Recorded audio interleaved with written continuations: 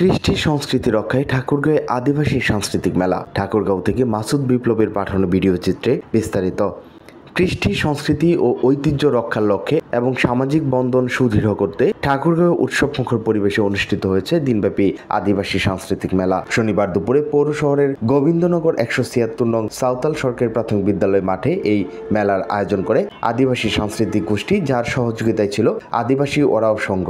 অনুষ্ঠানে সভাপতিত্ব করেন আদিবাসী সাংস্কৃতিক গোষ্ঠীর সভাপতি ডমিনিক তিগ্গা। প্রধান অতিথি হিসেবে মেলার উদ্বোধন করেন জেলা শিল্পকলা একাডেমির কালচারাল অফিসার আলমগীর কবির। বিশেষ অতিথি হিসেবে উপস্থিত ছিলেন সংগঠনের সহসভাপতি সরবি কেরকাটা, সাধারণ সম্পাদক ব্রিজিতা তির্কি ও অন্যান্য অতিথিবৃন্দ।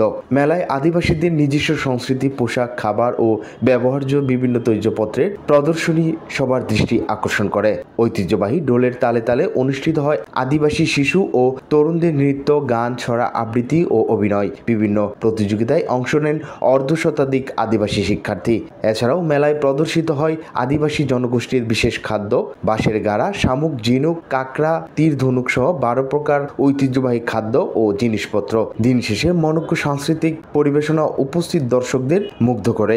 আয়োজকরা জানান, আদিবাসীদের নিজস্ব ঐতিহ্য, শিল্পকলা ও সামাজিক জীবনধারা প্রচার ও সংরক্ষণের অন্যতম মাধ্যম এই মেলা। তরুণ প্রজন্মের কাছে আদিবাসী সংস্কৃতি পৌঁছে দেওয়া এবং পারস্পরিক সৌহার্দ্য বৃদ্ধি এর মূল উদ্দেশ্য।